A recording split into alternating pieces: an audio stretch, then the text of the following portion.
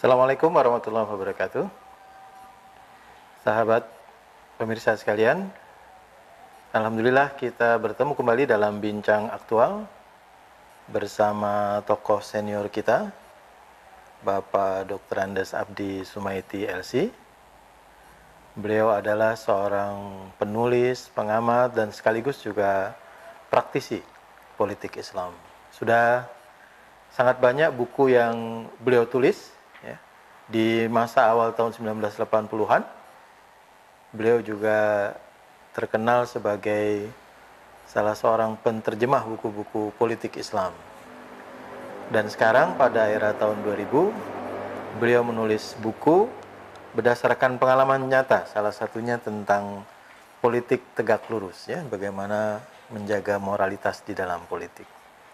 Terima kasih, Ya, Pak Abdi Sumaiti sudah hadir bersama kami di sini. Ya. Kita menyaksikan fenomena yang menarik ya akhir-akhir ini, ketika anak-anak muda kembali bangkit partisipasi politiknya. Ya. Anak SMA, SMK, dan penggemar musik Korean pop katanya ikut turun ke jalan. Ya. Sebenarnya bagaimana kondisi masyarakat dan kaum muda sekarang dalam pandangan? Ya. Ya, terima kasih. Assalamualaikum warahmatullahi wabarakatuh. Waalaikumsalam warahmatullahi. Jadi sebenarnya fenomena yang tampil sekarang ini, baik di kalangan para remaja ataupun di kalangan para pemuda yang berkaitan dengan masalah-masalah politik, merupakan fenomena umum di dalam sejarah politik dan sosial kemanusiaan. Ya, tentu saja salah satu faktor utama yang memicu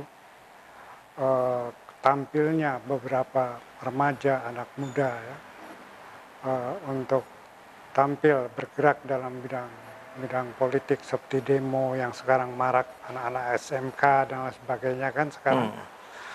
Itu ya tadi seperti bukan adanya faktor kegelisahan melihat fenomena politik yang tidak jelas sekarang ini, mau ke arah mana di Indonesia ini.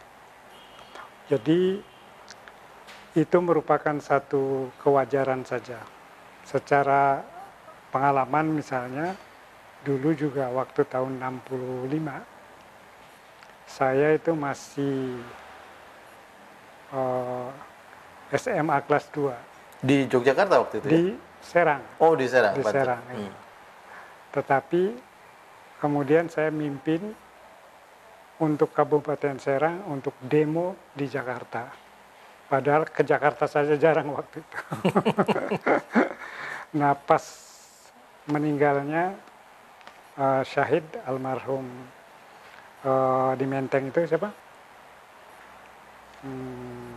Ikhwan Ridwan Rais. Oh, itu pas, tokoh angkatan 66 iya, ya? Iya, angkatan 66. Pas itu jadi meninggal itu.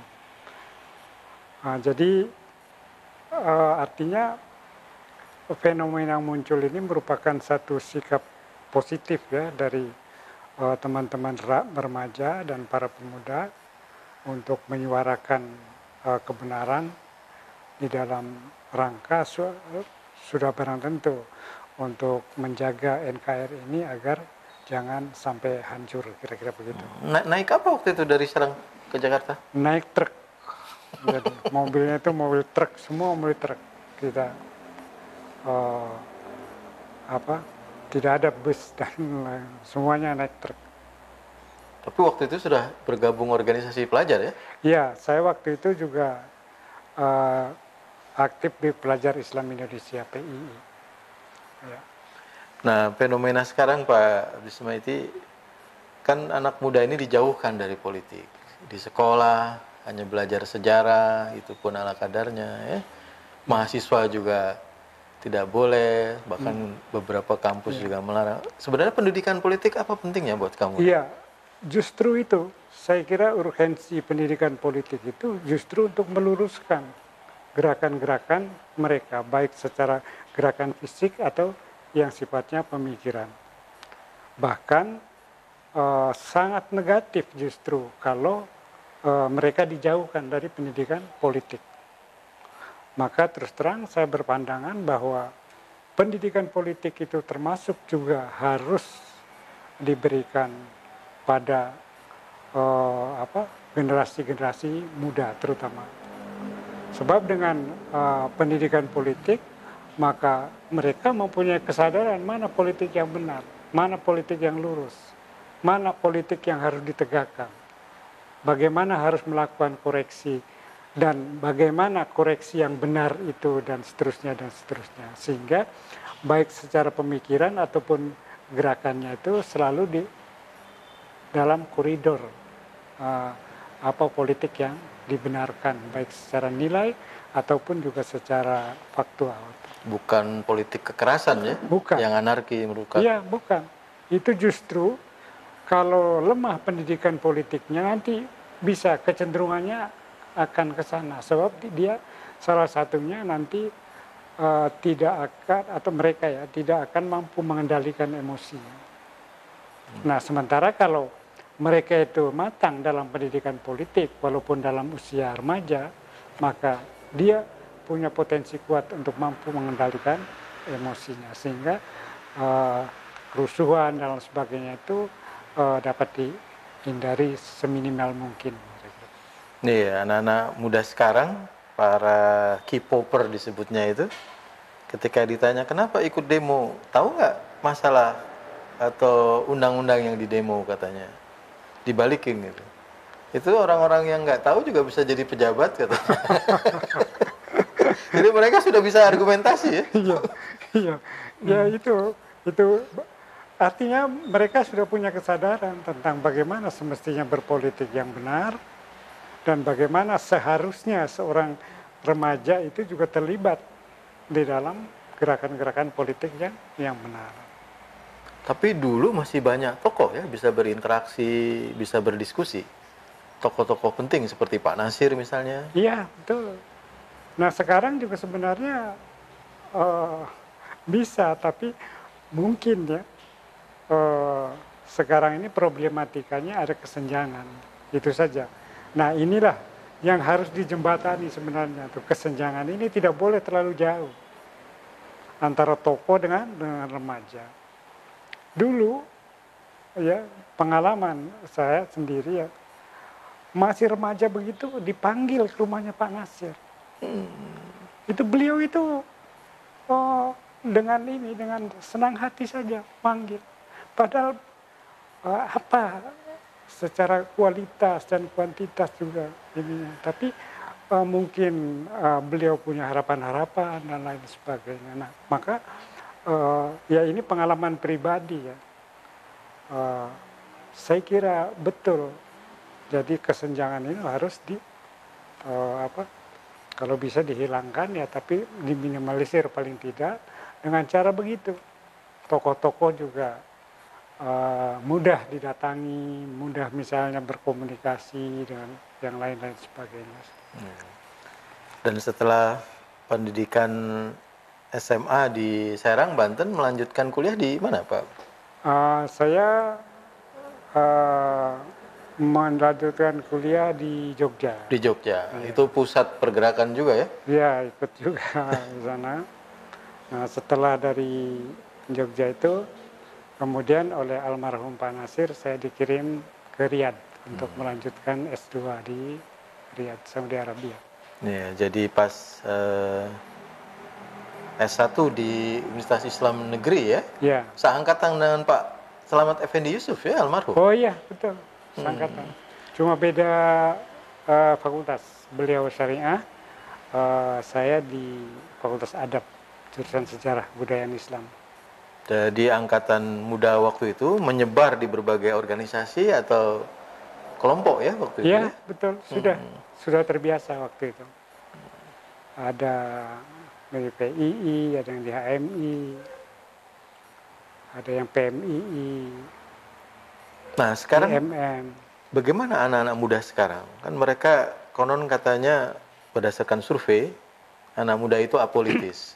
Cuma mikir sekolah atau kuliah, mau cari kerja katanya, selesai kuliah mau bikin startup gitu. Gimana supaya mereka bisa dikelola tadi? Nah, itulah saya kira pertama ya peran organisasi-organisasi pelajar dan organisasi mahasiswa. Saya kira ini penting. Mereka jangan hanya merekrut dalam pengertian anggota ya, keanggotaan maksudnya, tetapi juga secara keilmuan, baik dalam bidang politik, sosial, kebudayaan, seharusnya diprioritaskan. Nah, melalui hal seperti itulah diharapkan pendidikan politik akan terus berjalan dengan baik. Nah, jadi ada semacam kurikulum atau rencana programnya ya? Iya. Nah, sehingga mau diarahkan kemana kaum muda? Saya kira ya secara kurikulum dan lain sebagainya semua organisasi sudah punya. Tinggal permasalahannya bagaimana mensosialisasikannya. Dan inilah yang dalam kenyataannya justru sekarang ini kurang aktif begitulah seperti dulu. Meskipun dalam kondisi yang masih terbatas, tapi akhirnya media sosial membuat mereka mencari ya pengetahuan dan informasi itu dan merespon langsung. Akibatnya begitu. Nah, kalau sebelumnya dibekali ya secara ilmu mereka tentang politik, lalu menemukan begitu kan bagus itu artinya. Tapi kalau sebelumnya itu masih nol, lalu menemukan peristiwa-peristiwa politik yang membuat gelisah dan sebagainya, bisa jadi negatif, bisa jadi, tapi tidak semestinya negatif itu. Tetapi kalau didasari dengan keilmuan, insya Allah positifnya itu lebih banyak. Karena beberapa waktu yang lalu anak-anak SMA, SMK ini dikenal suka tawuran. Tapi sekarang berbeda, mereka tidak tawuran. Betul. Itu justru itu lebih bagus kan. Realitas dan kenyataan seperti itu. Nah, tinggal pembekalan pendidikan atau keilmuan ini saya kira itu yang lebih penting. Lalu yang kedua tentu transformasi pengalaman dari orang-orang dewasa ini juga penting. Jangan sampai tadi kesenjangan itu terjadi. Ya, semua sayangnya memang pendidikan kita masih terlalu formalistik dan kabarnya lebih mementingkan kognitif nih, katanya pelajaran sejarah mau dihilangkan katanya kan. Nah, itu tidak berguna katanya. Ya, itu. Atau tidak bermanfaat langsung. Ya, yang disayangkan itu. Jadi padahal transformasi pengalaman itu sangat berharga dalam dunia pendidikan itu sebenarnya. Sehingga dengan demikian yang mereka dapat bukan sekedar transformasi pengetahuan, tetapi juga transformasi pengalaman. Ya, menarik sekali perbincangan kita dengan tokoh senior yang bertemu langsung dengan Bapak Muhammad Nasir, bahkan diutus untuk melanjutkan kuliah ya, S2 ke Timur Tengah. Kita akan lanjutkan perbincangan pada segmen berikutnya.